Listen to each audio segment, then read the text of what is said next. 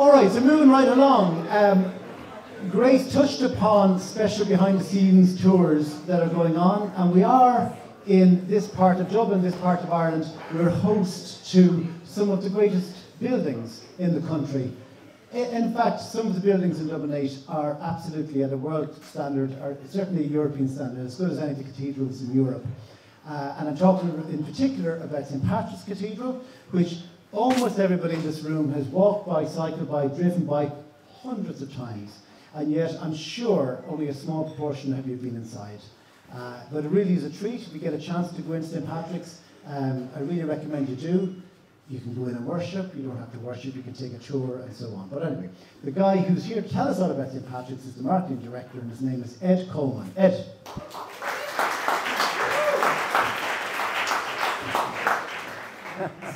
Mic me.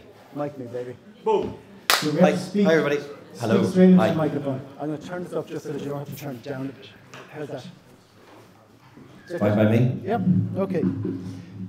So, tell us, what is going to happen at St. Patrick's during the Culture Day of Dublin 8 Festival? Well, we're very excited to be involved. It's such a great festival. For the music fans, we've got classical music by candlelight of Vivaldi's Four Seasons. For history fans, we're doing as Grace mentioned, a kind of behind-the-scenes tour of the cathedral where you get to see things that the public don't normally get to see. Like what? Take the tour and you'll find out. No, just there's certain areas. I mean, it's such a big building with so many small rooms because it was built in a time when people were a lot smaller. So there's a lot of places you can't have the public into for health and safety reasons. But under guided supervision, you can get to see certain aspects of it. And then for the kids, we have something as well. We have somebody coming in to do a wool workshop because there was a kind of wool. I don't want to say factories, but back years ago, wool was a big industry in the area. So we want to look at that, but also show the sustainability of wool because it's one of the most sustainable materials that there is. And so we have this kind of like hands-on workshop where kids can come along and touch it and see it under a microscope and learn a little bit more about it. How come? St. Patrick's obviously is a cathedral. It's a Church of Ireland cathedral, Correct, yeah. What's the connection between that and wool?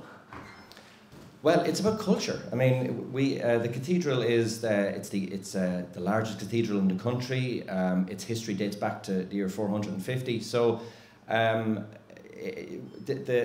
impact and the history that it's seen over all those centuries is in the DNA of the area, and so. Part of that is working with the community. So the person that we have coming in is somebody that in the community who comes in and works with schools a lot. That we invite schools in to take history lessons and so forth. So it's all relative to the kind of the culture of the and when you say history goes back to 400 AD, is that what you said? 450, yeah. Oh my God, so that's whatever, 1600 years old. I mean, it wasn't in its present state. Its present state is not that old. It's old, it's not that old. So what was there? What's the origins of the cathedral? It's widely believed that St. Patrick himself, which is why a lot of the areas around the place are called St. Patrick's Cathedral, St. Patrick's Street, St. Patrick's Hospital, all comes from that. The fact that on that site there was a well, we know that for a fact, and it's widely believed that St. Patrick baptised people to Christianity. On that site. So then from there a church was built in his honour, but it would have been wood back then. You're talking about the year 700 or so forth. And so the first structure of stone was built in 1191, and then since then it's kind of developed. So that's what we're talking about. And there's a Cromwell connection, isn't there? Not really. My researchers have a job. We don't like to talk about that, do we? Cromwell not rest his horses in the church. Yeah, so around the time of Cromwell, which would have been the 1500s, I suppose, the church was already starting to degrade a little bit and become into disrepair. But Cromwell, when he was present in Dublin and in Ireland, he was very much opposed to the government, very much opposed to the crown, and very much opposed to the church. And the church at the time, he wanted to, he believed that the church was too Catholic, and he wanted it to be a Puritan Protestant. And so as a kind of rebelling against the church, he used it as a stable, which was convenient operationally, but it was also a statement to the fact that he wasn't a big fan of it. So, he really added to the church sort of going into a little bit of disrepair. But then the Guinness family stepped in the 1800s and invested a lot into the upkeep of the cathedral. Benjamin Lee Guinness in the 1860s restored it to what it is today, keeping a lot of the old medieval architecture in mind. But the grand building that we have today is thanks to the Guinness. Really? So why is it that a brewer would restore a cathedral? What's the agenda there? I mean, I can make something up if you want, but I don't work for Guinness. I'm not a member of the Guinness family, so I don't know what was in his mind at the time. But I guess the importance of the cathedral must have been an aspect to it. It being an icon of the city and of the country, and such an important architectural building. I'm sure he wanted to do his bit for the area, for Dublin, and try and enhance it. Because bizarrely, at that part of Dublin, at the top of the hill, we have one cathedral, which is Christ Church, an absolutely fabulous building, and at the bottom of the hill we have St. Patrick's, which is also a fabulous building. So it's very unusual, I think, to have two cathedrals so close to each other. And what I'd heard, and I don't know if it's true or not, but the Guinness restored St. Patrick's, but the Rose, the people after whom Rowan Code Distillery is named, the Rose restored Christ Church. Is that the case, do you know? Well, all I know is that their drinks are delicious, but not as nice as Rascals beer, I have to say. So, actually, that's a question I should have asked Joe Donnelly. Joe, what church is Rascals going to restore? Is it the Oblates across the street? It's the Oblate Church. Yeah, okay. Tell us about some of the attractions in the pub. And in the pub, sorry. Well, the beer is brewed over in this container over here. We'll have to rewind that one. Tell us about some of the attractions in the cathedral. And what I have most in mind is the door that, I call it the chance in your arm door. Yeah. Tell us about that door. Yeah. So back in, I want to say, 1492, around the same time that Christopher Columbus was discovering America, there was a feud between two families. There was the Butlers of Ormond, and then there was the Fitzgeralds of Kildare, which I'm a Kildare man as well, so I was probably my ancestors probably fought for them. But anyway, the Butlers took refuge. They were kind of losing the battle. They took refuge inside a cathedral, and there was a rule at the time that if you went into a sacred place, it was no man's land, essentially. So nobody ever broke into a church or a cathedral. And so there was a bit of a standoff. And eventually the Fitzgerald said, okay, look, let's sort this out. And the Butlers who were on the inside didn't want to come out. They didn't believe him. So he ordered for Gerald Fitzgerald, very imaginative name, he ordered a hole to be put into the door, and he put his hand in. He said, look, you've got two choices. You can shake my hand and make peace, or you can cut my arm off. And they cut his arm. No, they didn't. They shook hands and they made peace, and then that's where the phrase "to chance your arm" actually comes from, and the door hangs in the cathedral to this day. Amazing. So that phrase, chance your arm, huh?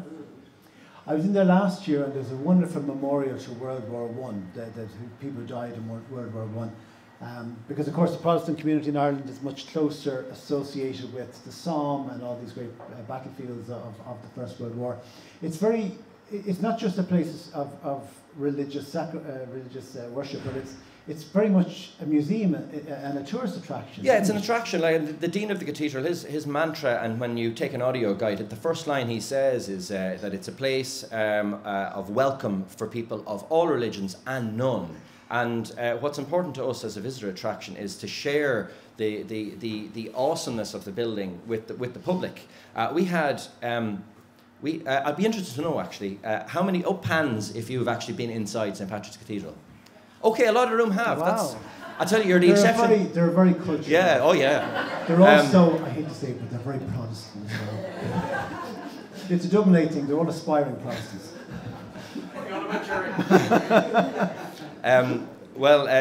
We had over 600,000 visitors into the cathedral last year. It's very popular with tourists, but less than 1% of those visitors were actually from Ireland. So it's one of those things, and this is why it's great to be involved in Culture Day with Dublin 8, because it's an excuse to sort of be a tourist in your own city, to discover parts of culture and history and architecture and so forth.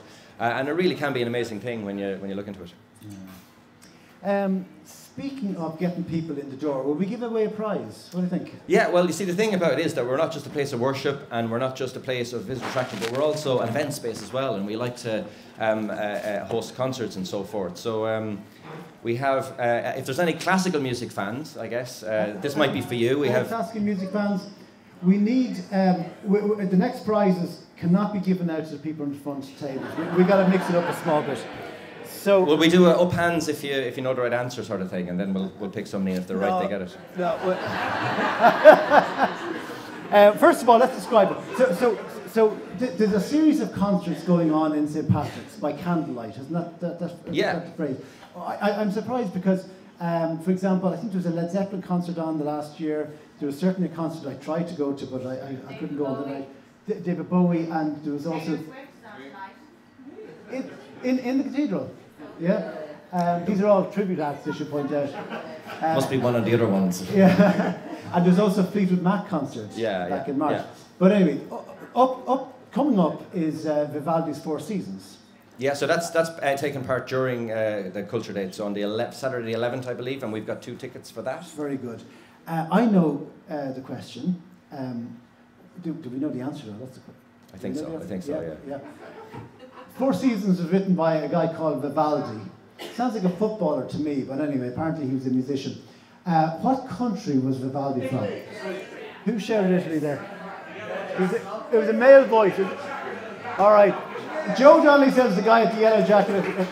Joe wouldn't lie, would he? Would you mind passing this down to Joe, please? Sorry, down to the guy in the yellow jacket. Yellow jacket. Yeah, this man who's coming here. He's not taking any chances.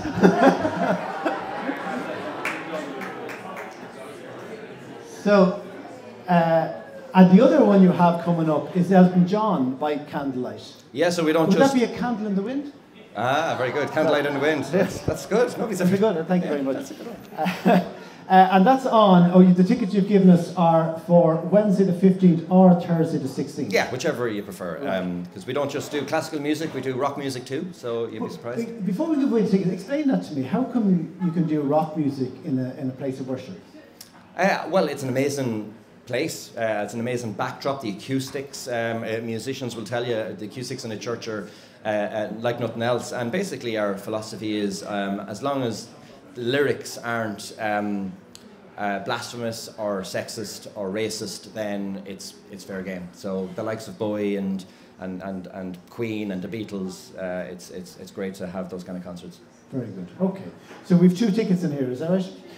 2 tickets for Elton John by candlelight in St. Patrick's Cathedral.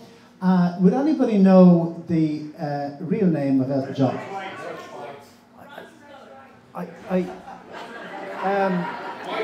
Somebody over at this table here. We're going to go with the girl with the purple hair. Thanks, Michael. I should point out the booing is because she's sitting at the table with my sister. I assure you the winner is not my sister. Okay, just to finish up, just remind us what you're doing in St. Patrick's during Culture Day for Dublin 8. Yeah, so there's the Vivaldi concert that's happening, and then also there's a behind-the-scenes tour, and then there's for the kids, there's the wool workshop. Very good, very good. Thank you very much. Oh, actually, before we let you go, did you have a novel published recently? I'm not wearing that particular hat right now, but yes. Would you like to tell us about it? So I wrote a book, crime fiction. It's called Bad Chances, and it's set in Dublin. Bad Chances, set in Dublin by Ed Coleman. Well done. Yeah, thanks. Thank you. Thanks.